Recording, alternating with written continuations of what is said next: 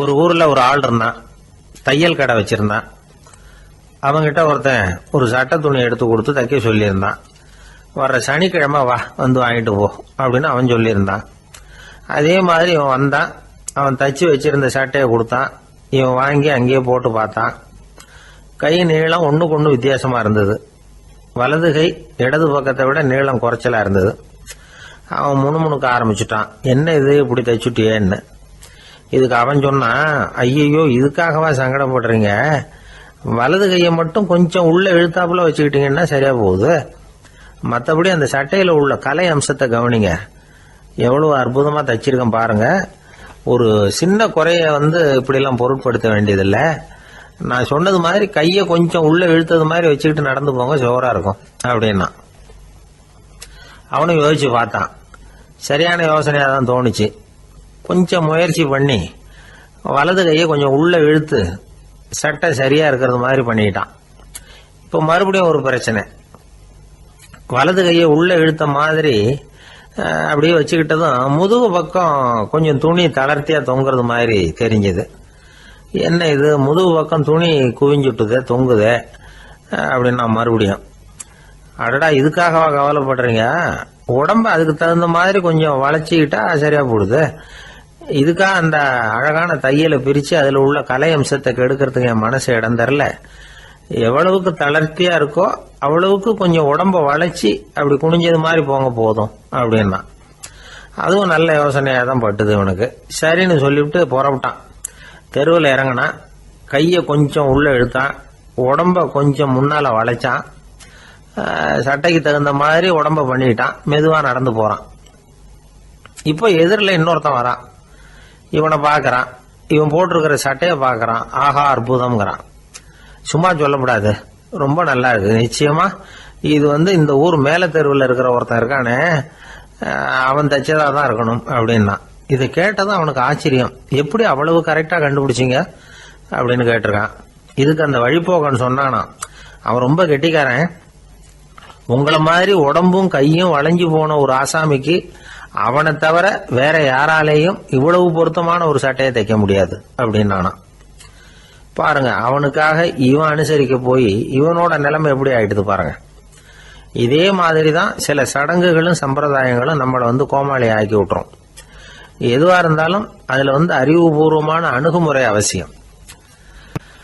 ஒரு நர்ஸ் அவசரமா ஓடி டாக்டர் கிட்ட சொல்லிச்சான், டாக்டர் ஒரு தப்பு நடந்து போச்சு, 10ஆம் நம்பர் பெட்ல இருக்கிற பேஷண்ட்டுக்கு காலில் ஆபரேஷன் பண்றதுக்கு பதிலாக கையில் ஆபரேஷன் பண்ணி விட்டீங்க.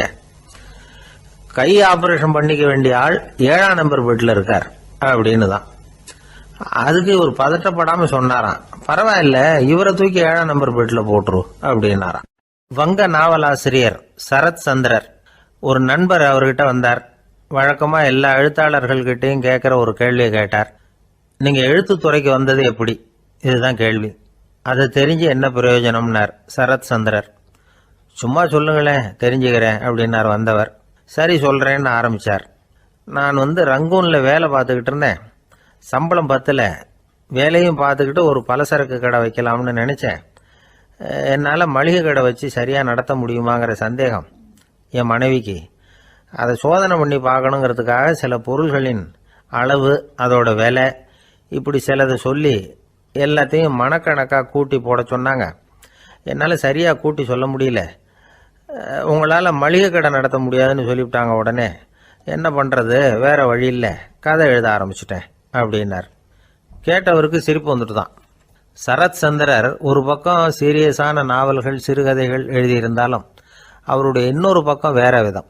நண்பர்கள் கிட்ட பேசும்பொழுதும் சரி, அவர்களுக்கு கடிதங்கள் எழுதும் போதும் சரி, கேலியும் கிண்டலும் நகைச்சுவை உணர்வும் அதிகமா இருக்கும்.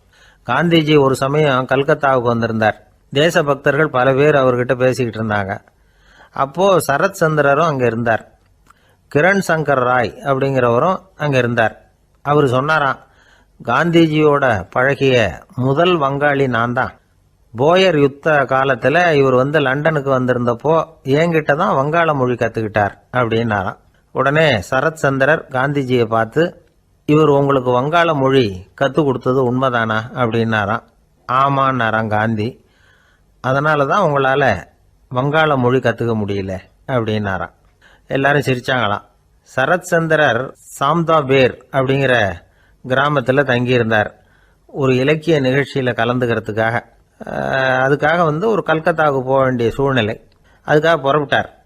அந்த சமயத்தில் பின்னாடி இருந்து யாரோ அவரை கூப்பிட்டாங்க. இப்படி கூப்பிட்டவரை பார்த்து இன்னொருத்தர் யாரோ அதட்டி இருக்கிறாங்க.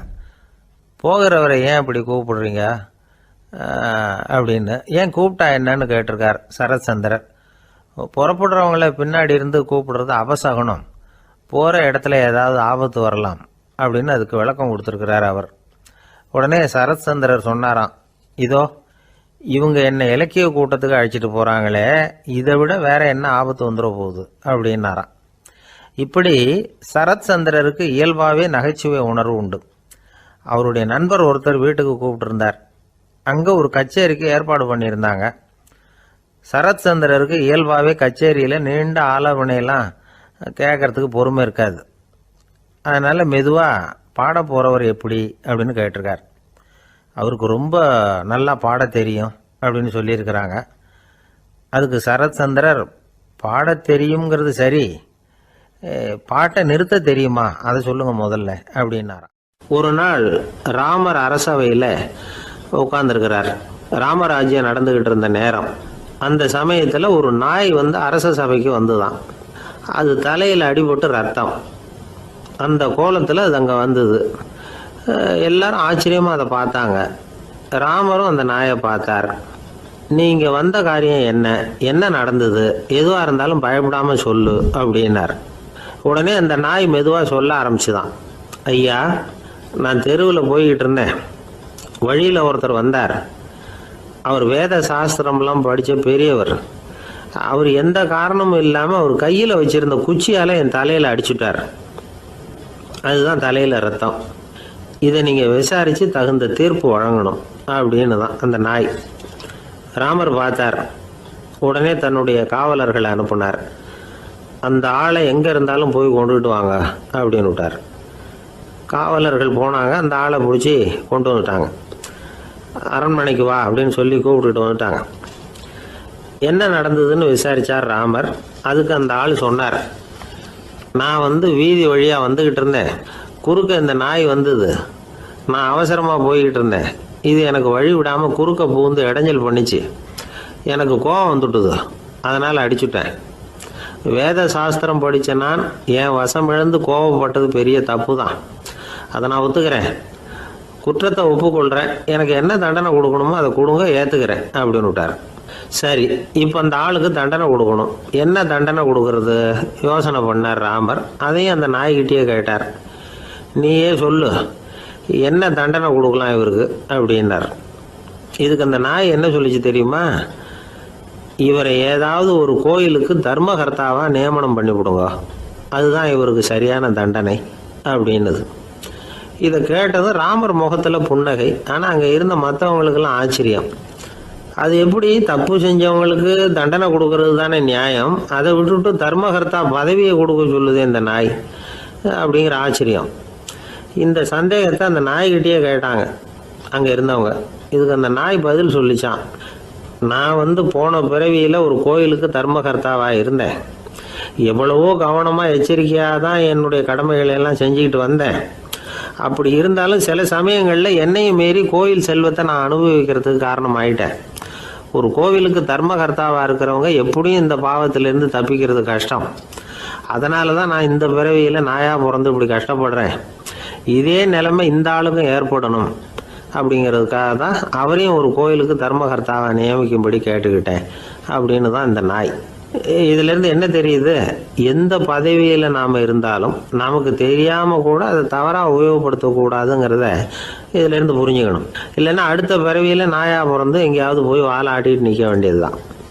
கோவில் வாசலில் 2 நாய் பேசிக்கிட்டு இருந்துதான். போன ஜென்மத்தில் நான் மனுஷனாக தான் இருந்தேன்.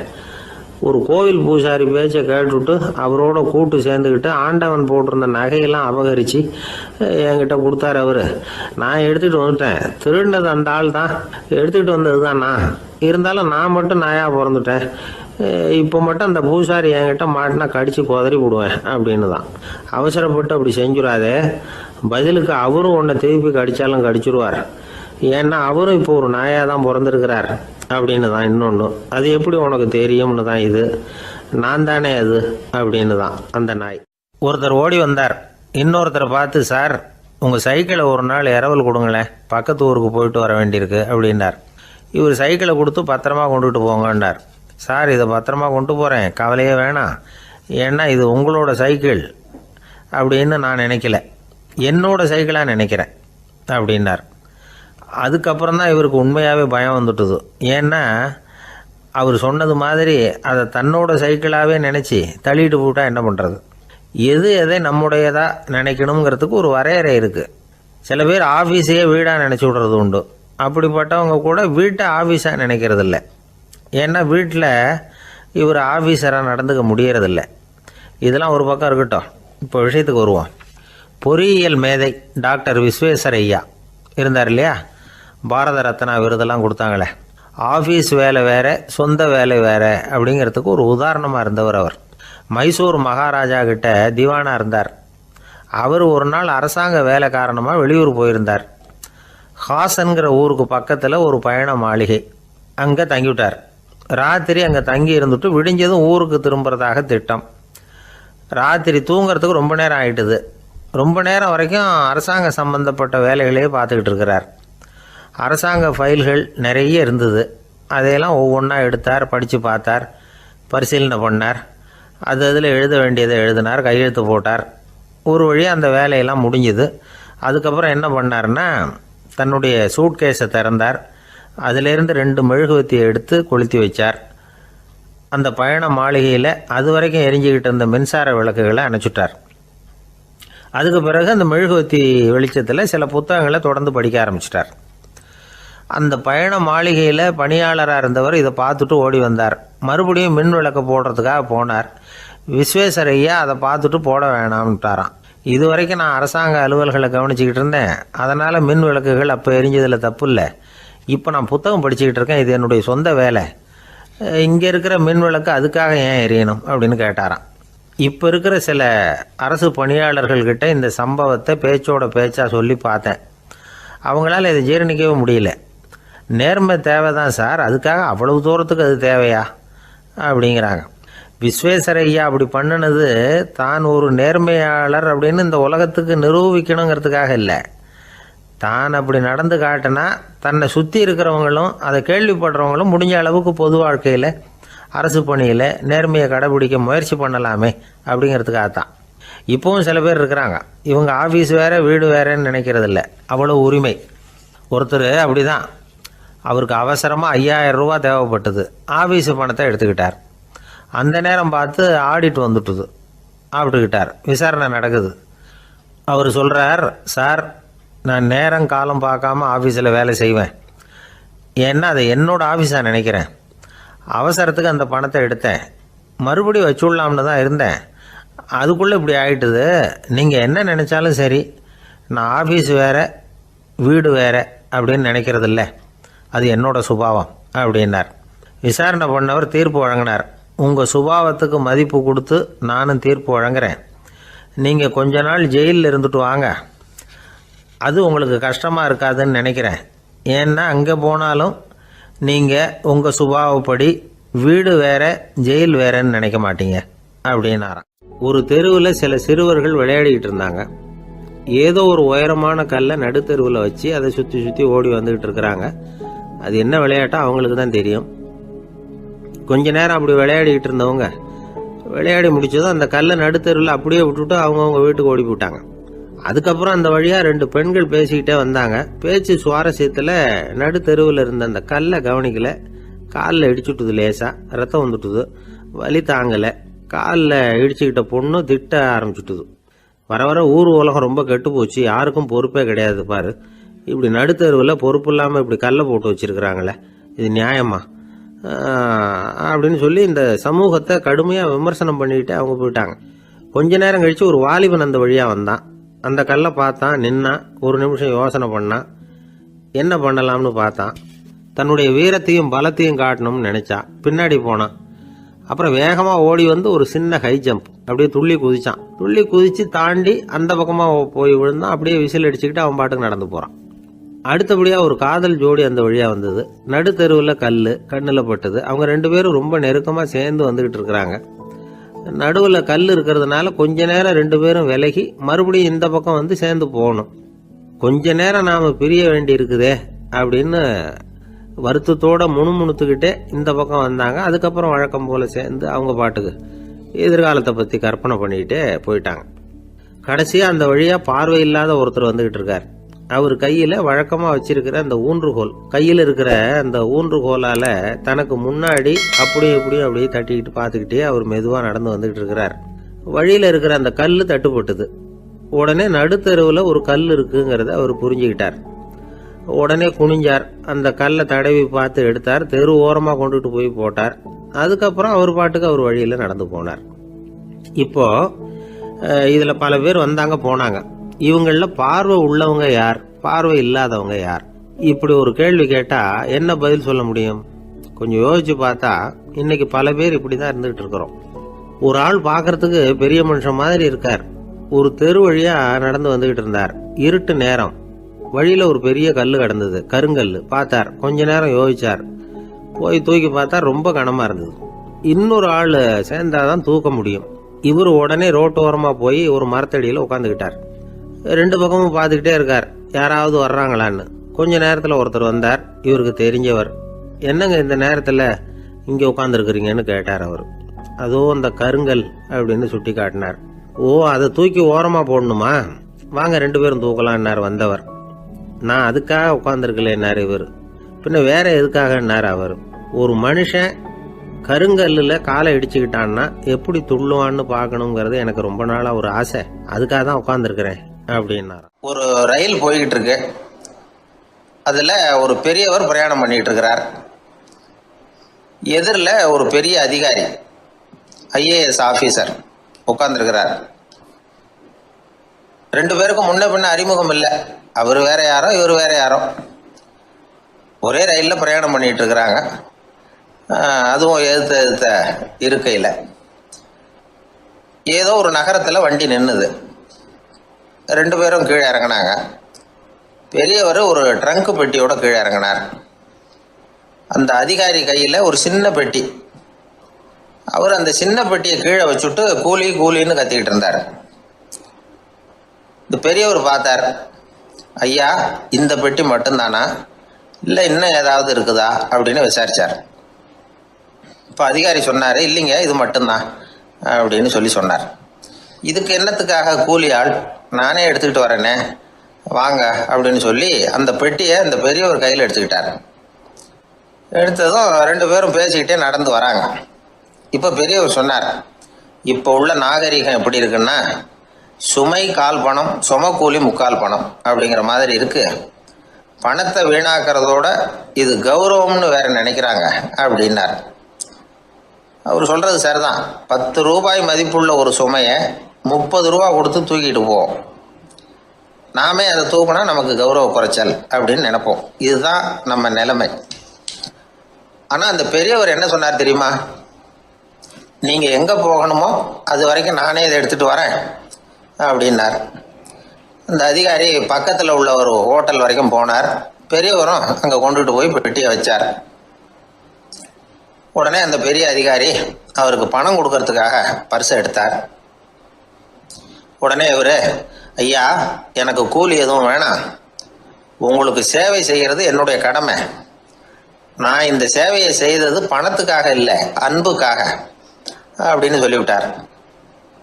அதுக்கப்புறம் அவர் நன்றினார். 2 பேரும் பிரிஞ்சுட்டாங்க. இது முடிஞ்சது. அன்னைக்கு சாயந்தரம் அங்கே ஒரு பெரிய கூட்டம் நடக்குது. இந்த அதிகாரியும் அந்த கூட்டத்துக்கு போகிறார். மக்கள் கூட்டம் ரொம்ப அதிகம். அதனால் இந்த அதிகாரியும் ஒரு ஓரமாக உட்காந்துக்கிட்டார். அப்புறம் கொஞ்ச நேரத்தில் இந்த முக்கிய விருந்தினர் பேசுறதுக்காக வரார் மேடைக்கு. மேடையில் இருந்த பெரியவங்கள்லாம் எழுந்திரிச்சு நின்று அவருக்கு மாலை போட்டு மரியாதை செய்கிறாங்க. எங்கேயோ ஒரு மூலையில் உட்காந்துருந்தார் அதிகாரி. அவர் இதை கவனித்தார். அவருக்கு ரொம்ப ஆச்சரியம், அதிர்ச்சி. ஏன்னா அங்கே பேச வந்த முக்கிய விருந்தினர் வேற யாரும் இல்லை. இன்னைக்கு காலையில் இவர் பெட்டியை தூக்கிட்டு வந்தார் பெரியவர், அவர் தான். சரி, அந்த பெரியவர் யார் தெரியுமா? அவர் தான் ஈஸ்வர சந்திர வித்யாசாகர். கூட்டம் முடிஞ்சது. அதிகாரி அவரை தேடி ஓடினார். அவர் கைகளை பிடிச்சிக்கிட்டார். ஐயா என்னை மன்னிச்சுருங்க அப்படின்னாரு. அப்புறம் சொன்னார், அகங்காரங்கிற கெட்ட புத்தி தான் உண்மையை கண்கள்ல இருந்து மறைக்குது. அகங்காரம் தான் மனுஷனை அழிக்குது. நீங்கள் ரொம்ப பெரிய மனிதர், இருந்தாலும் மனிதத்தன்மையோடு நடந்துக்கிறீங்க. இந்த அன்பு, தயவு, பொறுமை இதெல்லாம் இல்லைன்னா மனிதனாக இருக்கிறதுல என்ன பிரயோஜனம் அப்படின்னு சொல்லிவிட்டு அந்த அதிகாரி போனாராம். மனிதத்தன்மைன்னா என்ன அப்படிங்கிற கேள்விக்கு இந்த பெரியவர் ஒரு உதாரணம். இப்பெல்லாம் அப்படியா இருக்கிறாங்க? ஒரு பெரியவர் ஒரு பெட்டியை தூக்கிட்டு வந்துக்கிட்டு இருக்கிறார். ஒரு இளைஞன் ஓடி வந்தான். கொடுங்க சார், நான் தூக்கிட்டு வரேன்னா. கொடுத்தார். வாங்கி தலையில் வச்சுக்கிட்டான். அப்புறம் சொன்னான், அடுத்தவங்க சிரமப்படக்கூடாதுங்கிறது என்னுடைய கொள்கை அப்படின்னா. அது நல்லது தான்னார் அவர். கடைசியில் பெட்டியை கொடுத்தான். வாங்கிக்கிட்டு பர்ஸை திறந்தார் பணம் கொடுக்கறதுக்காக. வேணாங்க அப்படின்னு விட்டான் அந்த இளைஞன். ஏன்னார், நான் சொன்னேன் அடுத்தவங்க சிரமப்படக்கூடாதுங்கிறது என்னுடைய கொள்கைன்னு. அதனால் உங்களுக்கு சிரமம் கொடுக்கக்கூடாதுங்கிறதுக்காக வரும்பொழுது நானே உங்கள் பர்ஸை எடுத்து வேணுங்கிற பணத்தை எடுத்துக்கிட்டு திருப்பி உங்கள் பாக்கெட்லேயே போட்டுட்டேன் அப்படின்னா. இப்படி இருக்குது இந்த காலம். அதனால் வாழ்க்கையில் அன்பு, தயவு, பொறுமை இதெல்லாம் ரொம்ப அவசியம் அப்படிங்கிறத நாம் புரிஞ்சுக்கணும். ஒரு விஞ்ஞானி இருந்தார். அவர் பேர் என்னன்னா ஹோ, இதுதான் அவர் பேர். ஒரு ஊசியை கண்டுபிடிக்கணும், அதுக்காக அவர் ரொம்ப காலமா தலையை பிச்சுக்கிட்டு ஆராய்ச்சி பண்ணிட்டு இருந்தார். அது என்ன ஊசி தெரியுமா? இந்த தையல் மிஷின்ல இருக்குல்ல, அந்த ஊசி தான். அவருக்கு பிடிபடாம இருந்த விஷயம் என்னன்னா, அந்த ஊசியோட கூர்மையான பாகத்துல நூலை எப்படி கோக்கிறது, அது எப்படி சேர்க்கறது. அதுல மற்ற ஒரு பாகம் மிஷினுக்கு உள்ள போயிடுது. அதனால அந்த பாகத்துல சாதாரணமா மற்ற ஊசியில நாம செய்யறது மாதிரி நூலை கொண்டு போய் நுழைக்க முடியாது. அப்படியே நுழைச்சாலும் தைக்கிறது எப்படி, அது முடியாத காரியம். இதுதான் அவருக்கு இருந்த பிரச்சனை. ரொம்ப நாள் யோசனை பண்ணி பார்த்தார். தையல் மிஷின் ஊசியோட வடிவ அமைப்பு அவருக்கு புலப்படல. ராத்திரி பகலா அதே ஞாபகமா இருந்தார். ஒரு நாள் அவர் தூங்கிக்கிட்டு இருக்கிறார். அப்போ ஒரு கனவு வந்தது. எப்படின்னா, அந்த கனவுல அவரை ஒரு மலைஜாதி மக்கள் புடிச்சிட்டு போயிடுறாங்க. கொண்டுட்டு போய் ஒரு இடத்துல கட்டி போட்டுடுறாங்க. அந்த மலைஜாதி மக்களோட அரசன் ஒருத்தன் அவன் வர்றான். அவரை பார்த்து ஒரு உத்தரவு போடுறான். என்ன உத்தரவு தெரியுமா? பொழுது சாயறதுக்குள்ள நீ தையல் மிஷின் ஊசியை கண்டுபிடிக்கணும். அப்படி கண்டுபிடிக்கலன்னா உன் தலையை வெட்டி விடுவோம். இதுதான் அந்த அரசன் போட்ட கட்டளை. இவருக்கு என்ன பண்றதுன்னு ஒண்ணுமே புரியல. திருன்னு முழிக்கிறார். இந்த நேரத்துல அந்த மலை ஜாதியினர் அவரை சுத்தி சுத்தி பயங்கரமா முழிச்சுக்கிட்டு டான்ஸ் ஆடுறாங்க. தன்னை சுத்தி சுத்தி ஆடிக்கிட்டு வர்றவங்களை ரொம்ப பயத்தோட அவர் பாக்குறார். நேரம் ஆவ ஆவ தன்னோட இறுதி நேரம் நெருங்கிறத உணர்றார். ரொம்ப நெருக்கடியான நிலைமை. தன்னை சுத்தி ஆடுறவங்கள கவனிக்கிறார். அவங்க கைகள்ல ஈட்டி மாதிரி ஏதோ ஒரு ஆயுதம் வச்சிருக்கிறாங்க. அந்த ஆயுதத்தை இவர் கண்ணுக்கு நேரா கொண்டுகிட்டு வராங்க. அதை அவர் பாக்குறார். அந்த ஆயுதத்தின் கூரான முனையை இவர் கூர்ந்து கவனிக்கிறார். அந்த கூரான முனையில ஒரு சின்ன துவாரம் தெரியுது. உடனே அவருக்கு பளிச்சுன்னு ஒரு ஐடியா உதயமாகுது. இதைத்தானே இவ்வளவு காலமும் நான் தேடிக்கிட்டு இருந்தேன். கூரான முனையில ஒரு சின்ன துவாரத்தை போட்டுட்டா அது மூலமா நூலை செலுத்தி மறுமுனைய மிஷின்ல வச்சுடலாமே. தையல் மிஷின் ஊசி ரெடி அப்படின்னு நினைச்சார். திடீர்னு தூக்கம் கலைஞ்சது. உடனே தன்னுடைய தலைமாட்டில் இருந்த குறிப்பு ஏடுல இதை குறிச்சு வச்சுக்கிட்டார். அதுக்கப்புறமா அந்த ஊசியையும் அவர் செஞ்சு முடிச்சார். இது எப்படின்னு நீங்க நினைக்கலாம், ஆனா இது சாத்தியம்தான். முழிச்சுக்கிட்டு இருக்கிறப்போ நமக்கு ஏற்படுற சில பிரச்சனைகளுக்கு கனவுல விடை கிடைக்கிறது உண்டு.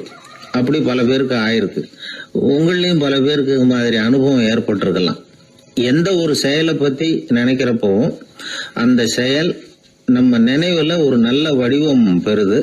ஒரு செயல் திட்டத்தை எந்த அளவுக்கு நாம நல்ல யோசனை செஞ்சு திட்டம் போடுறோமோ அந்த அளவுக்கு அதை சுலபமா செஞ்சு முடிக்க முடியும். அந்த விஞ்ஞானி நினைச்ச காரியம் அவர் எண்ணம் பூராவும் ஆக்கிரமிச்சது. அதனால அவர் நினைச்சது கனவுல உருவாகி அதுக்கு செயல் வடிவம் கிடைச்சிட்டுது. மனிதனோட உள் மனசுக்கு அவ்வளவு ஆற்றல் உண்டு அப்படின்னு சொல்றாங்க. தூக்கத்தை ஆக்கபூர்வமா உபயோகப்படுத்துறது எப்படி அப்படிங்கறத பத்தி எல்லாம் இப்ப நிறைய ஆராய்ச்சி பண்றாங்களாம். பயிற்சி எல்லாம் வேற கொடுக்குறாங்களாம். அதனால தூக்கத்தை பத்தி லேசா நினைச்சுடாதீங்க. நமக்கு வேண்டியப்பட்ட ஒருத்தர், அவருக்கு தூக்கத்துல நடக்கிற வியாதி, அதுக்காக மருந்து சாப்பிட்டுக்கிட்டு இருந்தார். ஒரு நாள் அவரை பார்த்து கேட்டோம், ஏங்க உங்க தூக்கத்துல நடக்கிற வியாதிக்கு மருந்து சாப்பிட்டீங்களே, ஏதாவது முன்னேற்றம், ஏதாவது இம்ப்ரூவ்மெண்ட் தெரியுதா அப்படின்னு கேட்டோம். தெரியுதுன்னார். எப்படின்னோ, அதுக்கு அவர் சொல்றார், முன்னாடி எல்லாம் தூக்கத்துல ஒரு 10 அடி தூரம் நடப்பேன், இப்போலாம் ஒரு 40 அடி வரைக்கும் நடக்கிறேன் அப்படின்னு. ஒரு நாள் ஒரு 10-15 பள்ளிக்கூடத்து பிள்ளைங்க தேடிட்டு வந்தாங்க. உங்களை பார்த்துட்டு தான் போகணும், அதுக்காக தான் வந்திருக்கோம்னாங்க. என்ன விஷயம்னு கேட்டோம். நாங்கள்லாம் கூடி ஒரு முடிவு பண்ணியிருக்கிறோம், அதை உங்ககிட்ட சொல்லணும் அப்படின்னாங்க. அதுவும் ஒரு வாண்டு பையன் அதை சொன்னான். என்ன முடிவு அது அப்படின்னு கேட்டோம் ரொம்ப ஆர்வமாக. அதை இப்போ சொல்ல மாட்டோம், எங்களுக்கு பிடிக்கிற மாதிரி ஏதாவது ஒரு தகவல் சொன்னால் அதுக்கப்புறம் நாங்கள் அதை சொல்கிறோம் அப்படின்னா அந்த வாண்டு பையன். சரி, சின்ன பையன்கிட்ட இன்றைக்கி வசமாக மாட்டிக்கிட்டோம் அப்படின்னு நினச்சிக்கிட்டு அவங்களுக்கு தகுந்த மாதிரி ஒரு கதை சொல்ல ஆரம்பித்தோம். அது என்ன கதைன்னா, ஒரு பெரிய காடு, அதில் பலவிதமான மிருகங்கள். அந்த காட்டுக்கு ஒரு சிங்கம் தான் ராஜா. எப்பவும் காட்டுக்கு அது தானே ராஜா.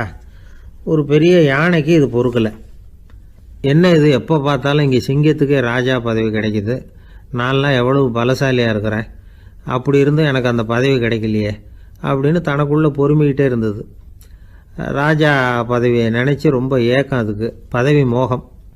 இந்த சமயம் பார்த்து ஒரு குள்ள நரி கூட்டம் அதை தேடிட்டு வந்தது. ஐயா பெரியவங்களே, நீங்கள் இந்த காட்டுக்கு ராஜாவாக இருக்க ஆசைப்படுறீங்க, அதில் ஒன்றும் தப்பு இல்லை. ஆனால் அதுக்கு முன்னாடி நீங்கள் எங்கள் கூட்டத்துக்கு கொஞ்ச நாள் தலைவராக இருங்க, அதாவது ராஜாவாக இருங்களேன், உங்களுக்கும் ஒரு ட்ரைனிங் கிடைச்சது மாதிரி இருக்கும் அப்படின்னு சொல்லியிருக்குது இந்த கூட்டம், குள்ள நரி கூட்டம். இதை கேட்ட உடனே யானைக்கு ரொம்ப சந்தோஷம் தாங்கலை. அதுதான் எப்போன்னு பதவிக்காக காத்துக்கிட்டு இருக்குதே. இருந்தாலும் கொஞ்சம் பிகுவோட, சரி நீங்கள்லாம் இவ்வளோ தூரம் என்னை தேடிட்டு வந்து கேட்கறதுனால மறுக்க முடியல அப்படின்னு ரொம்ப ஏதோ அவளுக்கு சிரமப்பட்டு ஒத்துக்கிறது மாதிரி ஒத்துக்கிட்டது. ஏதோ உங்கள் ஆசைக்கு கட்டுப்படுறேன், கொஞ்ச நாள் உங்கள் கூட்டத்துக்கு ராஜாவாக இருக்கிறதுக்கு சம்மதிக்கிறேன் அப்படின்னுது. உடனே அந்த யானை ராஜ நட போட ஆரம்பிச்சிட்டுது. யானை சாதாரணமாக நடந்தாவே எப்படி இருக்குங்கிறது நமக்கு தெரியும். அதுவே ராஜ நட நடந்தால் எப்படி இருக்கும் கற்பனை பண்ணி பாருங்கள். யானை முன்னாடி கம்பீரமாக போய்கிட்டு இருக்குது, தலைவர் இல்லையா, அதனால் குள்ள நரிகள்லாம் ரொம்ப அடக்கமாக அது பின்னாடி அணிவகுத்து போயிட்டு இருக்குது. ராஜா வாழ்க, மன்னர் வாழ்க அப்படின்னு கோஷம் வேற. யானைக்கு தலைகால் புரியல, அவ்வளவு சந்தோஷம். அந்த யானைக்கு செருக்கு, ஆணவம் எல்லாம் ஏற்பட்டு போச்சு. அதுக்கப்புறம் அது தரையை பார்க்குமா, நிமிர்ந்து நடக்க ஆரம்பிச்சுட்டுது. தரையை பார்க்குறதே இல்லை. அப்படி போயிட்டுருக்கிறப்போ ஒரு சதுப்பு நிலத்தில் திடீர்னு காலை வச்சுட்டுது. அவ்வளவுதான், கால் உள்ளே போட்டுது. இன்னொரு காலை எடுத்து வச்சுது, அதுவும் உள்ளே போட்டுது. அந்த 2 காலையும் எடுக்கிறதுக்காக அடுத்த 2 காலையும் அழுத்திச்சு, அதுவும் உள்ளே போக ஆரம்பிச்சுட்டுது. இப்போ 4 காலம் வசமாக சேத்துல அழுந்தி போச்சு, எடுக்க முடியல. குள்ள நரிகள்லாம் அதை சுற்றி சுற்றி வந்தது. சிலது சுற்றி நின்று டான்ஸ் ஆட ஆரம்பிச்சுட்டுது யானையை பார்த்துட்டு. இதை யானை பார்த்தது. என்ன இது, தலைவர் நான் தவிச்சிக்கிட்டு இருக்கிறேன், தொண்டர்கள்லாம் சுற்றி நின்று வேடிக்கை பார்த்துக்கிட்டு இருக்கிறீங்க, டான்ஸ் ஆடுறீங்க அப்படின்னு கேட்டுதான். தொண்டர்களே, தலைவர் நான் தவிச்சிக்கிட்டு இருக்கிறது உங்களுக்கு தெரியலையா? இப்போ உடனே உங்கள் தலைவரை காப்பாற்ற வேண்டியது உங்கள் கடமை இல்லையா அப்படின்னு கத்துச்சான் அந்த யானை. குள்ள நரிகளில் ஒன்று முன்னாடி நின்று அந்த யானையை பார்த்து தான், தலைவரே எங்களுக்கு ரொம்ப நாளாக ஒரு ஆசை, அந்த ஆசையை நிறைவேற்றிக்கிறதுக்காக தான் உங்களை எங்கள் தலைவராக ஏற்றுக்கிறோம்னு சொன்னோம் அப்படின்னு தான். என்ன ஆசைன்னு கேட்டிருக்கு யானை. யானை கறி சாப்பிட்டு பார்க்கணுங்கிறது எங்களுக்கு ரொம்ப நாள் ஆசை, அது இன்றைக்கி தான் நிறைவேற போகுது அப்படின்னு தான் அந்த நரி. இதை கேட்ட உடனே அந்த யானை அப்படியே மூர்ச்சி ஆகிட்டு தான். நரிகள்லாம் அது மேலே ஏறி குதற ஆரம்பிச்சுட்டு தான். பதவி மேலே இருந்த பேராசை அந்த பலசாலியான யானையையே மாட்டி விட்டுட்டுது பார்த்தீங்களா அப்படின்னு சொல்லி முடித்தோம் இந்த கதையை அந்த சின்ன பிள்ளைங்கக்கிட்ட. சரிங்க, இப்போ நாங்கள் உங்களை தேடி வந்த விஷயம் என்னங்கிறத சொல்லவா அப்படின்னா ஒரு வாண்டு பையன். சீக்கிரம் சொல்லு தம்பி, சஸ்பென்ஸ் தாங்கலை அப்படின்னோம். அவன் மெதுவாக எங்களை பார்த்து சொல்கிறான், எங்களுக்கு கொஞ்ச நாள் நீங்கள் தலைவராக இருந்தால் தேவலை அப்படின்னா. ஒரு நண்பர் சினிமா படம் தயாரிக்கிறவர், அவர்கிட்ட ஒரு நாள் பேசிக்கிட்டு இருந்தேன். அது எப்படி சார், நீங்கள் எடுக்கிற எந்த படமும் கையை கடிக்காத அளவுக்கு எடுத்துடுறீங்களே, அது எப்படின்னு கேட்டேன். அது ஒன்றும் பெரிய விஷயம் இல்லை சார், பெண்களுக்குன்னு சில உருக்கமான காட்சிகள், இளைஞர்களுக்குன்னு சில நடனங்கள், அடிதடி காட்சிகள், அப்புறம் வயசானவங்களுக்குன்னு சில ஆன்மீக காட்சிகள், சின்ன பிள்ளைங்களுக்கு சிரிப்பு, இப்படி எல்லாமும் சேர்த்து நான் படம் எடுக்கிறேன். மசாலா படம்னு பேர். இது ரொம்ப பெருசாக இல்லைன்னாலும் ஓரளவுக்கு சுமாராக ஓடிடும், கையை கடிக்காது அப்படின்னார். இது ஒரு உத்தி. சில பத்திரிகை ஆசிரியர்களும் இந்த உத்தியை கையாளுறது உண்டு. இந்த உத்திக்கு பார்னம் உத்தி அப்படின்னு பேர், பார்னம் எஃபெக்ட் அப்படின்னு சொல்லுவாங்க. அதாவது ஃபீனியஸ் டி பார்னம் அப்படின்னு ஒருத்தர் அமெரிக்காவில் இருந்தாராம். அதாவது 19ஆம் நூற்றாண்டில் அமெரிக்காவில் கொடிகட்டி பறந்த ஒரு சர்க்கஸ் நிறுவனத்தின் அதிபர் அவர். இந்த உலகத்தில் ஒவ்வொரு நிமிஷமும் ஒரு ஏமாளி பறந்துக்கிட்டே இருக்கிறான் அப்படிங்கிறது அவருடைய சித்தாந்தம். ஒவ்வொருத்தரையும் திருப்திப்படுத்துகிற அளவுக்கு அம்சங்களை கொஞ்சம் கொஞ்சமாக கலந்து கேளிக்கை நிகழ்ச்சிகளை நடத்தினது தான் அவருடைய மகத்தான வெற்றிக்கு காரணம். அதனால் அந்த உத்தியை யார் கடைப்பிடிச்சாலும் சரி, அதுக்கு பார்னம் உத்தி அப்படின்னு பேர் வந்துட்டுது. ஜோசியம் சொல்கிறவங்களுக்கும் இந்த உத்தி தான் கை கொடுக்குது.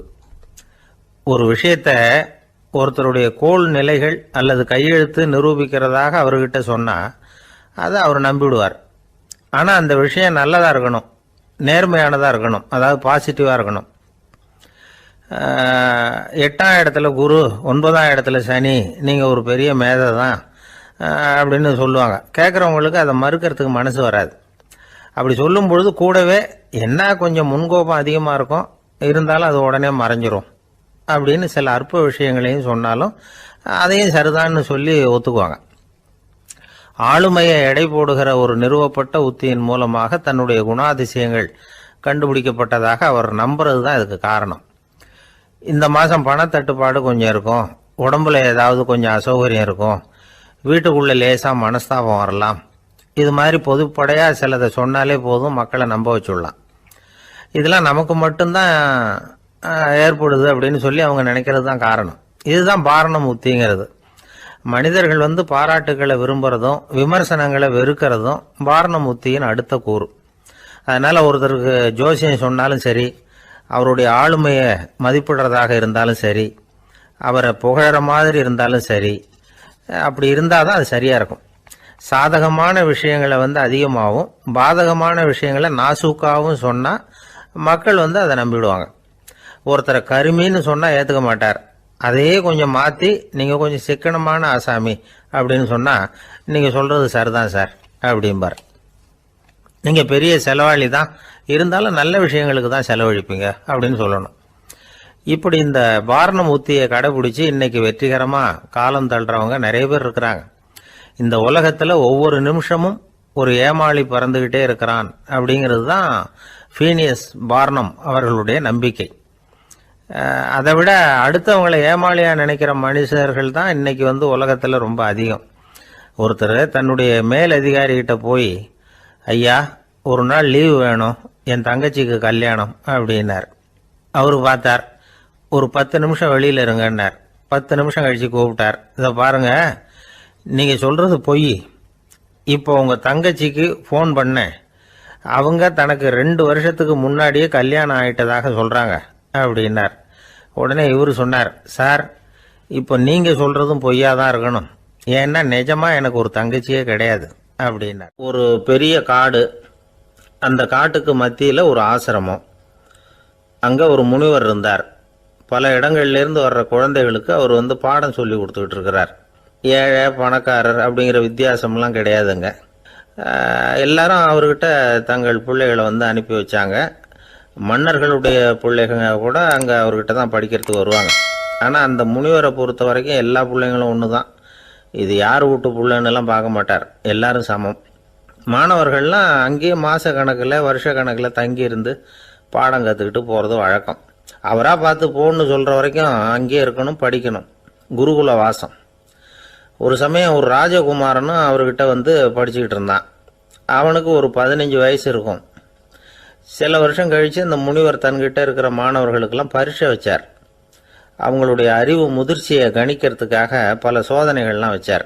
ஒவ்வொருத்தராக பார்த்து, இனிமேல் நீங்கள் உங்கள் வீட்டுக்கு போகலாம் அப்படின்னு சொல்லி அனுப்பி வச்சுக்கிட்டு இருக்கிறார். எல்லாரும் போயிட்டாங்க. கடைசியாக மிஞ்சி இருந்தது ஒரே ஒரு மாணவன். அவனை மட்டும் வீட்டுக்கு அனுப்பல. யார் அந்த பையன் தெரியுமா? அவன்தான் அந்த ராஜகுமாரன்.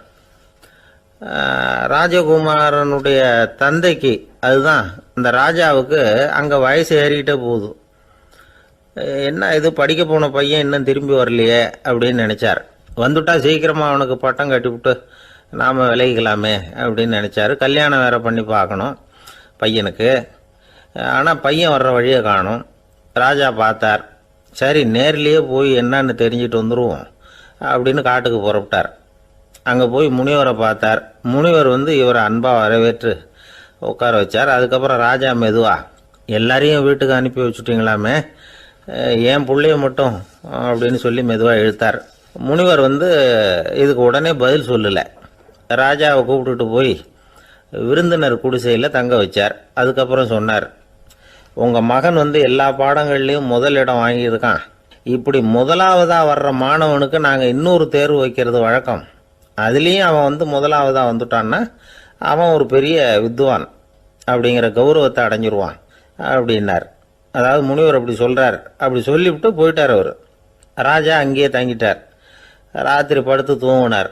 காலையில் எழுந்திரிச்சு அந்த குடிசைக்கு வெளியில் வந்தார் பல்லு விளக்கறதுக்காக.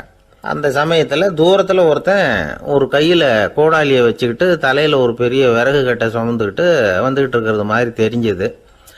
யாராவது விறகு வெட்டியாக இருக்கும் அப்படின்னு நினச்சார் ராஜா. கிட்ட வந்ததும் உத்து பார்க்குறாரு. பார்த்தா அது தன்னோட புள்ள. திகைச்சு போயிட்டார். என்ன இது, ஒரு ராஜகுமாரனை கூட இது மாதிரி வேலையெல்லாம் செய்ய சொல்கிறாங்களே அப்படின்னு நினச்சார்.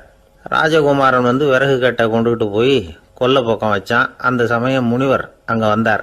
என்ன மகனே, விறகு வெட்டிட்டு வந்துட்டியா? சரி, இப்போ ஒரு துடைப்பத்தை எடுத்துக்கோ, விருந்தினர் குடிசையின் வாசல் பக்கத்தை கூட்டி பெருக்கி சுத்தம் பண்ணு போ அப்படின்னார். அப்படியே செய்கிறேன் குருவே அப்படின்னு சொல்லிவிட்டு போனான். சுத்தம் பண்ண ஆரம்பிச்சிட்டான். ராஜா பார்த்தார் இதை. உடனே ஓடியாந்தார். மகனே, என்ன காரியம் பண்ணுற? துடைப்பத்தை கீழே போடுனார். இப்போ அந்த ராஜகுமாரன் சொல்கிறான், தந்தையே, இது என்னுடைய குருதேவரோட உத்தரவு. இங்கே நான் ஒரு மாணவன். இங்கே அரசனும் ஒன்று தான், ஆண்டியும் ஒன்று தான். குருதேவர் சொல்கிறத மறுக்காமல் செய்கிறது தான் எங்கள் கடமை அப்படின்னா. இந்த சமயம் முனிவர் அங்கே வந்தார். இவனை முதுகில் தட்டி கொடுத்தார். அப்புறம் ராஜா கிட்ட சொன்னார், அரசே, உங்கள் புள்ள எங்கள் கடைசி தேர்வுலையும் வெற்றி பெற்றுட்டான். பணிவு தான் மாணவர்களின் மிக உயர்ந்த குணம். குருநாதர் சொல்றது மனசுக்கு பிடிக்கலன்னா கூட மறுக்காம செய்யணும். அப்படி செய்யறதுனால எதை செய்யலாம் எதை செய்யக்கூடாது அப்படிங்கிற விவேகம் அவங்களுக்கு வந்துடும். செய்யக்கூடாததை கூட பெரியவங்க சொல்லிவிட்டா செஞ்சுதான் ஆகணும் அப்படிங்கிற பணிவு அவங்களுக்கு வந்துடும். இந்த குணம் வந்துட்டுதுன்னா அவங்க எத்தனை கடினமான வேலையாக இருந்தால் கூட ரொம்ப சுலபமாக செஞ்சு முடிச்சிருவாங்க. தூக்கத்திலேயும் அப்புறம் துக்கத்திலேயும் தோண்டு போட மாட்டாங்க. இந்த பணிவும் விவேகமும் அவங்கக்கிட்ட மன உறுதியை ஏற்படுத்தும். அந்த உறுதி உங்கள் பையனுக்கு வந்தாச்சு. இனிமேல் அவனை நீங்கள் அழைச்சிட்டு போகலாம். அவன் நிச்சயமாக பேரும் புகழும் பெறுவான் அப்படின்னார். ராஜா அவரை பார்த்து, குருதேவா, புரிஞ்சுக்கிட்டேன், என்னை மன்னிக்கணும் அப்படின்னாரு. அதுக்கப்புறம் மகனை அழைச்சிக்கிட்டு நாட்டுக்கு திரும்பி வந்துட்டார். இந்த கதையை இன்று ஒரு தகவலில் சொல்லுங்க சார், உங்கள் நிகழ்ச்சியில் சொல்லுங்க சார் அப்படின்னு சொல்லி மாணவர்கள் கேட்டால் பணிவாக இருக்கிறது எப்படி அப்படிங்கிறத புரிஞ்சுக்குவாங்க அப்படின்னு சொன்னார் ஒருத்தர். சரி சொல்லுவோம், அதுக்கு முன்னாடி நேர்லேயே ஒரு பையன்கிட்ட சொல்லி பார்க்கலாமே அப்படின்னு தோணுச்சு. உடனே ஒரு பையனை கூப்பிட்டோம். ஏன்பா, உங்கள் வாத்தியார் உனக்கு இது மாதிரி ஒரு பரீட்சை வச்சா என்ன பண்ணுவேன் அப்படின்னு கேட்டோம். நானும் அப்படி தான் சார் நடந்துக்குவேன், விறகு வெட்டுவேன், தொடப்பத்தினால கூட்டி சுத்தம் பண்ணுவேன், உடனே செஞ்சு முடிச்சிருவேன் சார் அப்படின்னா. பலே பரவாயில்லையே அப்படின்னோம். ஆமாம் சார், அப்படி செஞ்சால் தானே வீட்டுக்கு அனுப்புவார், இல்லைன்னா இன்னொரு வருஷம் இங்கேயே இருந்து படின்னு சொல்லி விடுவாரே, அதனால் அப்படி செய்வேன் அப்படிங்கிறான் அந்த பையன். வாழ்க்கையில் ரொம்பவும் அடிபட்டு அல்லல் போட்டுக்கிட்டு இருக்கிற ஒருத்தர் வந்தார். மனசு ரொம்பவும் நொந்து போய் பேசினார். இந்த உலகத்தில் மனுஷனாக பிறந்ததை விட மாடாக பிறந்திருக்கலாம் சார் அப்படின்னார். திடீர்னு என்கிட்ட இப்படி சொன்னால் அதுக்கு நான் என்னங்க பண்ண முடியும் அப்படின்னேன். உங்ககிட்ட வரணும்னு தோணுச்சு, அதனால் வந்தேன் அப்படின்னார். சரிங்க, இப்படி ஒரு யோசனை வந்ததுக்கு என்ன காரணம் அப்படின்னு சொல்லி அவர்கிட்ட கேட்டேன். அதுக்கு அவர் சொன்னார், என் பையனுக்கு வேலை தேடுறேன் கிடைக்கல, பொண்ணுக்கு மாப்பிள்ளை தேடுறேன் கிடைக்கல, வீடு கட்டுறதுக்கு கடன் கேட்குறேன் கிடைக்கல, மாடாக பிறந்திருந்தா இது மாதிரி கவலையெல்லாம் கிடையாதுல்ல, பேசாமல் வைக்கோலை தின்னுக்கிட்டு அசை போட்டுக்கிட்டே கடந்து விடலாமே அப்படின்னார் அலட்சியமாக. அதுக்கப்புறம் தான் அவர் சொன்ன கருத்தை நானும் கொஞ்சம் அசை போட ஆரம்பித்தேன் மனசுக்குள்ளே. இப்போது இயற்கையை பொறுத்த வரைக்கும் அது நாம் எல்லாரும் மகிழ்ச்சியாக வாழணும் அப்படின்னு தான் விரும்புது. விலங்குகள், பறவைகள், தாவரங்கள், அப்புறம் மற்ற உயிரினங்கள் எல்லாமும் நல்லபடியாக இருக்கணும் அப்படிங்கிறது தான் இயற்கையோட விருப்பம். அதில் ஒன்றும் சந்தேகம் இல்லை. இயற்கையோட அமைப்பை கொஞ்சம் கவனித்து பார்த்தா அதை நாம் நல்லா புரிஞ்சுக்கலாம். இருந்தாலும் இந்த ஆள் சொன்னதை கேட்ட பிறகுதான் ஒரு முக்கியமான வேறுபாடு புரிஞ்சுது. அதாவது இந்த உலகத்தில் உள்ள முக்கியமான பிரச்சனைகள் 6. அந்த 6 பிரச்சனைகளும் ஆடு மாடுகளுக்கு கிடையாது, மரம் செடி கொடிகளுக்கு கிடையாது. ஆனால் மனுஷன் அந்த 6 பிரச்சனைகளையும் சந்திக்க வேண்டியிருக்கு. சரி, அந்த 6 பிரச்சனைகள் என்னென்ன தெரியுமா? முதல்ல இந்த ஆடு மாடுலாம் நமக்குன்னு சொந்தமாக ஒரு வீடு இல்லையே அப்படின்னு கவலைப்பட்டுக்கிட்டு இருக்கிறதில்ல. ஆனால் மனிதனுக்கு வீடு தேவைப்படுது. இது ஒரு வித்தியாசம். இப்போ 2வது பிரச்சனை என்னென்னா ஆடை பிரச்சனை. ஒரு கோழியோ சேவலோ நாம் போட்டுக்கிறதுக்கு ஒரு சட்டை இல்லையே அப்படின்னு கவலைப்படுறதில்ல. ஆனால் மனுஷனுக்கு அந்த கவலை உண்டு. சரி, இப்போ 3வது என்னன்னு பார்த்தா கல்வி பிரச்சனை. ஒரு பசுமாடு கவலையோடு நின்றுக்கிட்டு இருக்கு அப்படின்னு வச்சுக்குவோம். நீங்கள் அதுக்கிட்ட போய் ஏன் பசுமாடை கவலையோடு நின்றுக்கிட்டு இருக்கிற அப்படின்னு கேட்குறீங்க. என் கண்ணுக்குட்டிக்கு எல்கேஜியில் இடம் கிடைக்கல, டொனேஷன் கொடுக்கறதுக்கு கையில் பணமும் கிடையாது, சிபாரிசுக்கு யாரை பிடிக்கிறதுன்னு தெரியல, இப்படியா சொல்லிகிட்டு இருக்கோம். அதுக்கு அந்த கவலையெல்லாம் கிடையாது. ஆனால் மனிதனுக்கு அந்த கவலை உண்டு.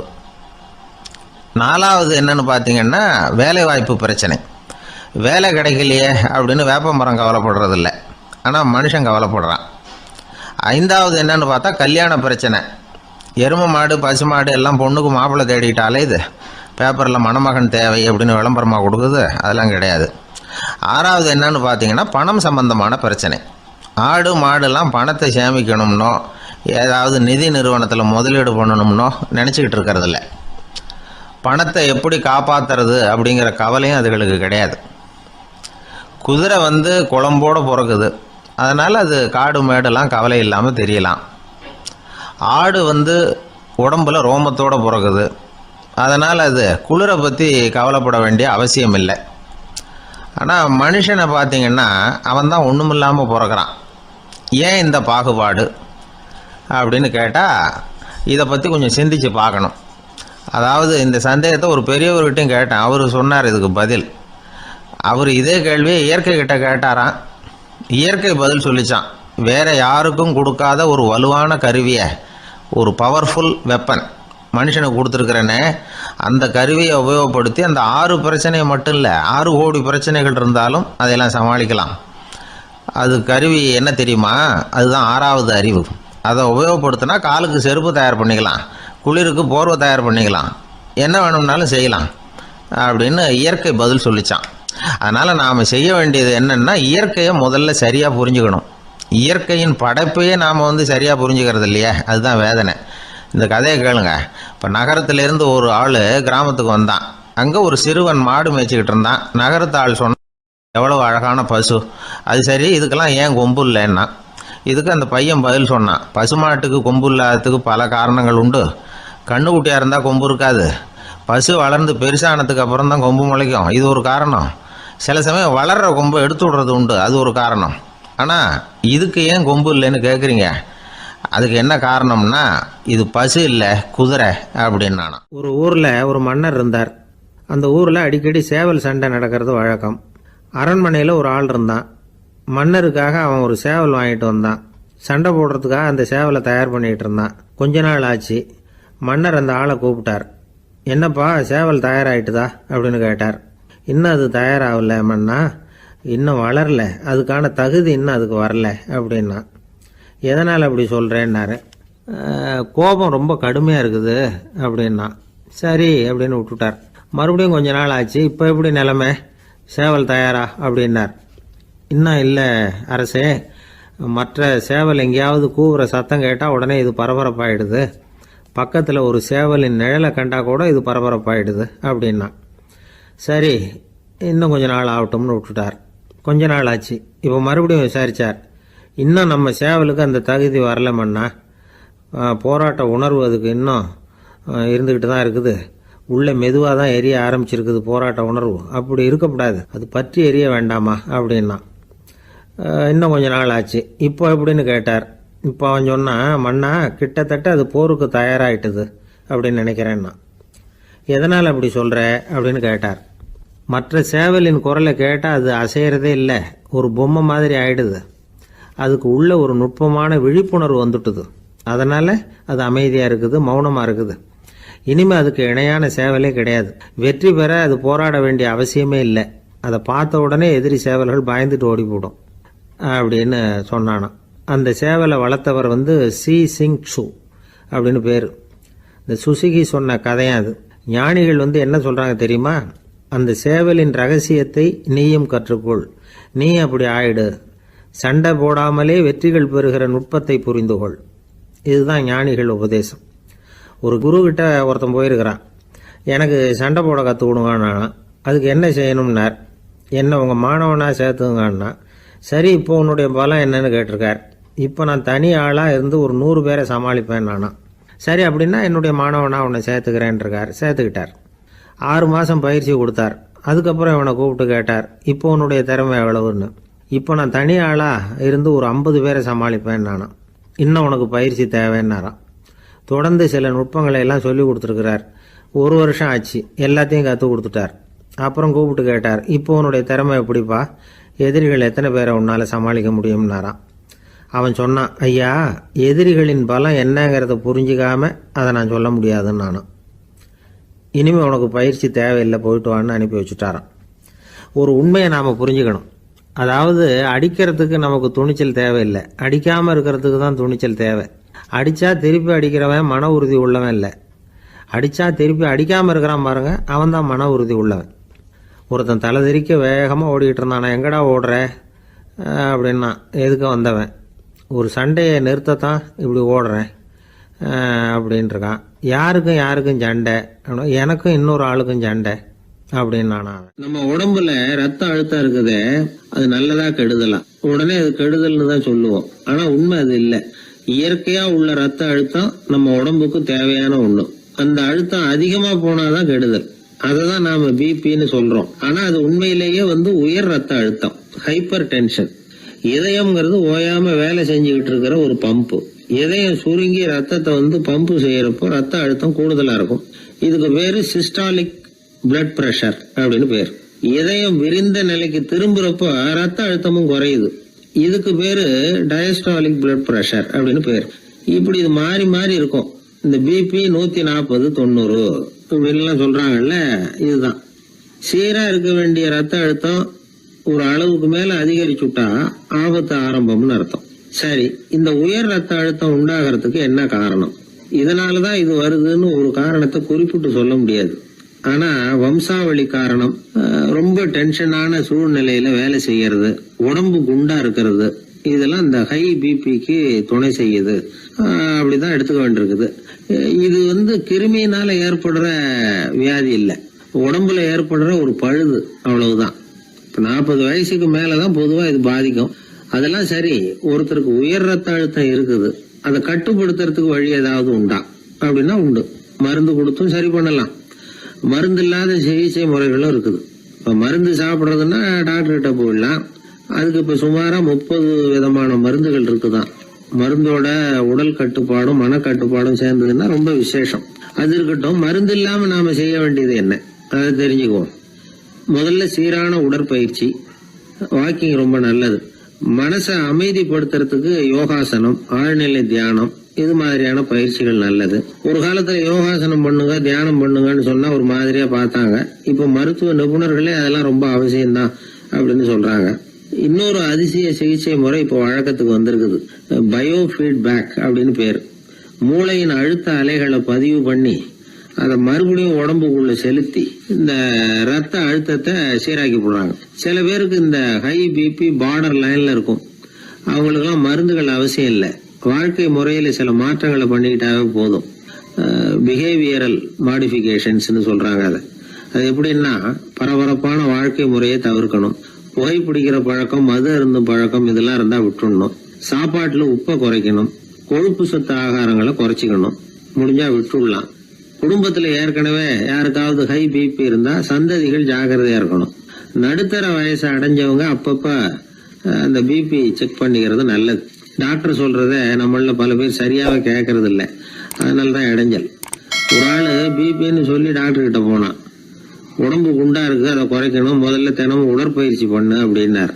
சரின்னு சொல்லிவிட்டு வந்தான், செஞ்சான். கொஞ்ச நாள் கழிச்சு மறுபடியும் டாக்டர் கிட்ட போனான்.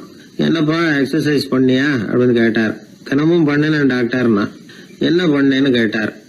முன்னெல்லாம் சிகரெட்டை வந்து கடையில் வாங்குவேன், இப்போ நான் அப்படி வாங்குறத விட்டுட்டேன். தினமும் நானே என் கையாலேயே உருட்டி தயார் பண்ணுறேன் டாக்டர். இது ஒரு எக்ஸசைஸ் தானே அப்படின்னா.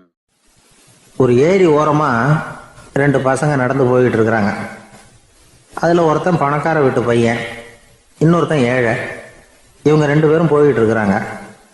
வழியில் ஒரு இடத்துல ஒரு ஜோடி செருப்பு இவங்க கண்ணில் படுது. ஒரு விவசாயி அந்த செருப்பை அங்கே விட்டுட்டு பக்கத்தில் இருந்த ஏரியில் கை காலை கழுவிட்டு இருக்கிறார். உடனே அந்த பணக்கார பையனுக்கு ஒரு ஐடியா. அவன் சொன்னானா, டேய், இப்போ ஒரு வேடிக்கை செய்யலாம். அந்த செருப்பு 2ஐயும் தூக்கி எட்டத்தில் வீசி எரிஞ்சிருவோம். அந்த ஆள் வந்து பார்த்துட்டு செருப்பை தேடி அல்லாடுவான், அங்கேயும் இங்கேயும் ஓடுவான், திருன்னு முழிப்பான். அதை பார்த்து நாம் ரசிக்கலாம், நல்ல தமாஷா இருக்கும் அப்படின்னு இருக்கான். இப்படி சொல்லிவிட்டு அந்த செருப்புகளை தூக்கத்துக்கு போனானா. கொஞ்சம் பொறு அப்படின்னானா அந்த ஏழை பையன். ஏன்னு கேட்டிருக்கான் அவன். இப்போ அந்த ஏழை பையன் சொன்னானா, நீ சொல்கிறது ஒன்றும் வேடிக்கை கிடையாது. உன்னோட செருப்பு தொலைஞ்சா உன் அப்பா உடனே உனக்கு வேறு செருப்பு வாங்கி கொடுத்துருவார். ஆனால் அந்த ஆளுக்கு இந்த செருப்பு தொலைஞ்சதுன்னா வேறு புதுசாக வாங்கிறதுக்கு வாயையும் வயத்தையும் கட்டி பணத்தை சேர்க்க வேண்டியிருக்கும். அதனால் நான் ஒரு வேடிக்கை சொல்கிறேன், அது மாதிரி செய், அது இன்னமும் தமாஷா இருக்கும் அப்படின்னானா. எப்படி அது சொல்லுன்றிருக்கான் அவன். செருப்பு 2ம் அது இருக்கிற இடத்துலையே இருக்கட்டும். உன் சட்டை பையிலிருந்து ஒரே ஒரு ரூபா நாணயத்தை எடு, அதை அந்த செருப்பு மேலே அதோட குதிகால் பகுதியில் வச்சுட்டு நாம் 2 பேரும் அந்த மரத்துக்கு பின்னாடி ஓடி போய் மறைஞ்சு நின்றுக்குவோம். அப்புறம் பாரு வேடிக்கையே அப்படின்னா. அதே மாதிரி ரூபா காசு செருப்பு மேலே வச்சுட்டு இவங்க 2 பேரும் மறைஞ்சு நின்றுக்கிட்டாங்க. கொஞ்ச நேரத்தில் அந்த விவசாயி வந்தார். காலில் உள்ள மண்ணை தட்டிவிட்டு செருப்பை மாட்டுறதுக்காக போனார். அங்கேருந்து காசு கண்ணில் போட்டுவிட்டுது. அவருக்கு ஆச்சரியமாக போச்சு. அதை கையில் எடுத்து பார்க்குறார். 4 பக்கமும் திரும்பி திரும்பி பார்க்குறார், யார் இதை வச்சிருப்பான்னு. கடைசியில் ஆகாயத்தை பார்க்குறார். ஆண்டவா, இது உன்னோட கருணை தான். நீ தான் யாரோ புண்ணியவான் மனசில் தர்மம் பண்ணுற எண்ணத்தை உண்டாக்கி இருக்கிற. அந்த புண்ணியவான் நல்லா இருக்கணும் அப்படின்னு வாழ்த்தி அந்த காசை கண்ணில் ஊற்றிக்கிட்டாராம். மறைஞ்சிருந்து பார்த்துக்கிட்டு இருந்த ஏழை பையன் இப்படி சொன்னான், பாத்தியா, உன்னை புண்ணியவான்னு வாழ்த்தி விட்டு போகிறார் அந்த ஆள். அவருக்கும் சந்தோஷம், அதை பார்த்து நமக்கும் சந்தோஷம். உனக்கு ரூபாங்கிறது ஒரு பெரிய விஷயம் இல்லை, ஆனால் அதனால் நமக்கு கிடைச்சிருக்கிற மகிழ்ச்சி ரொம்ப உயர்வானது அப்படின்னு நானும். வேடிக்கையும் கிண்டலும் இது மாதிரி அடுத்தவங்களுக்கு இடைஞ்சலாக இல்லாமல் இருக்கணும் அப்படிங்கிறார் கலைவாணர். ஆனால் பாருங்கள், அவருக்கே இடைஞ்சலாக வர்ற விஷயங்களை கூட அவர் வேடிக்கையாக தான் எடுத்துக்கிட்டாராம். ஒரு தடவை ஒருத்தர் கலைவாணர்கிட்ட வந்து, ஐயா, என் குழந்தை செத்து போச்சு அப்படின்னு சொல்லி அழுதாராம். உடனே இவர் அவருக்கு 100 ரூபா பணத்தை கொடுத்து, இந்தாங்க அடக்கம் செய்யுங்க அப்படின்னு சொல்லி அனுப்பி வச்சாராம். 1 வருஷம் கழித்து மறுபடியும் அதே ஆள் வந்திருக்கார். இவர் மறந்துருப்பாருங்கிற நினைப்புல, அண்ணே, என் குழந்தை இறந்து போச்சுண்ணே அப்படின்னாராம். இவர் மறுபடியும் 100 ரூபா கொடுத்து ஆறுதல் சொல்லி அனுப்பி வச்சாராம். 7-8 மாதம் கழித்து மறுபடியும் அதே ஆள் வந்திருக்கார். அவர் வாயை திறக்கிறதுக்கு முன்னாடியே இவர் 100 ரூபாய் அவர் கையில் வச்சு, போன 2 தடவை தான் குழந்தை செத்து போச்சு, இந்த தடவையாவது அதை சாகாமல் காப்பாற்றி விடு அப்படின்னு சொல்லி அனுப்பி வச்சாராம். அதுக்கப்புறம் அந்த ஆள் வர்றதே இல்லையா. நமக்கு முன்னாடி நமக்கு வேண்டிய ஒருத்தர் ஒரு கிளாஸில் நமக்கு பழச்சாறு கொண்டாந்து வைக்கிறாருன்னு வச்சுக்கோங்க. உடனே நாம் என்ன பண்ணுவோம், எடுத்து கிடுகிடுன்னு சாப்பிட்ருவோம் அடுத்தவங்க யாரும் வர்றதுக்குள்ள. அதை விட்டுட்டு அதை கொண்டாந்து வச்சவர்கிட்டயே அதோட விலை என்ன அப்படி இப்படின்னு நான் கேட்டுக்கிட்டு இருப்போம். நாம் கேட்க மாட்டோம். ஆனால் காந்திஜி அப்படி கேட்டாராம். எப்போ தெரியுமா, 1935. அந்த வருஷம் மே மாதத்தில் ஒரு நாள் காந்திஜி டெல்லியில் இருக்கிறார். அப்போ அவருக்கு 2 டம்ளர் மாம்பழச்சாறு கொண்டாந்து கொடுக்குறாங்க. அதை வாங்குறார். இதோட விலை என்ன அப்படின்னு கேட்டார் காந்திஜி. யாருக்கிட்ட கேட்டாருன்னா மனுபென் காந்திகிட்ட கேட்குறார். அவங்க தான் கொண்டாந்து கொடுக்குறாங்க. காந்திஜிக்கு உதவி செய்கிறதுக்காக அவர் கூடவே இருந்தவங்க அவங்ககிட்ட தான் கேட்குறாரு. காந்திஜி சும்மா வேடிக்கைக்காக இப்படி கேட்குறாருன்னு நினச்சிட்டாங்க அந்த அம்மா. அதுவும் இல்லாமல் அதோட விலையை கேட்டால் காந்திஜி நிச்சயமாக அதை சாப்பிட மாட்டார் அப்படிங்கிற பயம் வேறு. அதனால் அந்த அம்மா பதில் எதுவும் சொல்லாமல் கம்முன்னு இருந்துட்டாங்க. கொஞ்ச நேரம் ஆச்சு. அந்த பழச்சாறு வச்ச இடத்துல அப்படியே இருக்குது, வச்ச இடத்துல வச்சபடியே இருக்குது. காந்திஜி அதை சாப்பிடவே இல்லை. மனுபென் காந்தி பார்த்தாங்க. மெதுவாக காந்திஜிக்கிட்ட போய் அதை சாப்பிடுங்களேன் அப்படின்னாங்க. பழச்சாறு விலை என்னன்னு கேட்டேன். அதுக்கு பதில் இல்லை. அது முதல் தப்பு. பதிலை எதிர்பார்த்திருந்தும் அதை பற்றி விசாரிக்கலை. அது ரெண்டாவது தப்பு. இப்படி 2 தப்புகளை பண்ணிவிட்டு என்கிட்ட வந்து இதை சாப்பிடுங்கன்னு சொன்னால் அது எப்படி அப்படின்னு கேட்டாராம் காந்திஜி. மனுபென் காந்தி என்ன சொல்கிறதுன்னு தெரியாமல் திகைச்சு போய் நின்றுக்கிட்டு இருந்தாங்க. காந்திஜி தொடர்ந்து சொன்னாராம், இப்போ என் முன்னாடி வச்சிருக்கிற இந்த பழச்சாறு விலை சுமாராக ஒரு ₹1/2 இருக்கும். அது அந்த காலத்து மதிப்பு. இந்த பழச்சாறு இல்லாமல் கூட என்னால் இருக்க முடியும். ஆனால் அவசியமான பொருள்களை வாங்கிறதுக்கு கூட சக்தி இல்லாத மக்கள் இந்த நாட்டில் நிறைய பேர் இருக்கிறாங்க. அப்படி இருக்கிறப்போ எனக்கு என்னத்துக்கு இந்த விலை உயர்ந்த பானம்? இதை இப்போ நான் சாப்பிட்டா என் உடம்பு வேணும்னா ஆரோக்கியமாகலாம், ஆனால் என் மனசு அமைதி அடையாது. எனக்கு என்னுடைய உடல் ஆரோக்கியத்தை விட மன ஆரோக்கியம்தான் முக்கியம். அதனால் இதை நான் சாப்பிட மாட்டேன், எடுத்துகிட்டு போயிடு அப்படின்னாராம். அந்த சமயத்தில் ஒரு அகதி பொண்ணு 2 குழந்தைகளோட காந்திஜியை பார்க்குறதுக்காக வந்தது. வணக்கம் சொல்லிச்சு. காந்திஜி உடனே தனக்கு முன்னாடி இருந்த பழச்சாற்றை எடுத்து அந்த பொண்ணுக்கிட்டேயும் குழந்தைகள்கிட்டையும் கொடுத்து சாப்பிட சொன்னார். அவங்க அதை வாங்கி ரொம்ப சந்தோஷத்தோடு சாப்பிட்டாங்களாம். அதை பார்த்த காந்திஜி முகத்தில் ஒரு புன்னகை, ஒரு பரவசம், ஒரு திருப்தி. அவர் மனசு நிறைஞ்சி இருந்தது. அப்போ அவர் சொன்னாராம், ஆண்டவன் எனக்கு எப்பவும் சரியான சமயத்தில் கை கொடுப்பாருங்கிறது அதுக்கு இதுதான் அத்தாட்சி. நான் ஒரு இக்கட்டான சூழ்நிலையில் இருக்கிறப்ப கூட கடவுளின் கருணையால் அந்த சூழ்நிலை என்னை பாதிக்கலை. என் கூட இவ்வளோ நாள் பழகியும் கூட இங்கே இருக்கிறவங்க எனக்கு அதிக விலை உள்ள பழரசத்தை கொடுத்தாங்க. ஆனால் சரியான நேரத்தில் அதை சாப்பிட வேண்டியவங்களை என்கிட்ட அனுப்பி வச்சு என்னை சந்தோஷப்படுத்தினார் கடவுள். அவருக்கு நன்றி அப்படின்னாராம் மகாத்மா காந்தி. உடல் ஆரோக்கியத்தை விட மன ஆரோக்கியம்தான் எனக்கு முக்கியம்னு சொன்னார் பாருங்க. அதை நாம் எல்லாரும் மனப்பூர்வமாக இன்றைக்கி சிந்திச்சு பார்க்கணும். இந்த காலத்தில் எல்லாரும் அப்படியா நினைக்கிறாங்க? எனக்கு தெரிஞ்ச ஒருத்தர் இருந்தார். தினமும் காலையில் ஒரு காஃபி சாப்பிட உட்கார்ற நேரத்தில் பக்கத்து வீட்டுக்காரர் வந்து சேருவார் கரெக்டாக. உடனே அவரும் தனக்குன்னு வந்திருக்கிற காப்பியை எடுத்து மனப்பூர்வமாக பக்கத்து வீட்டுக்காரர்கிட்ட கொடுத்துருவார்.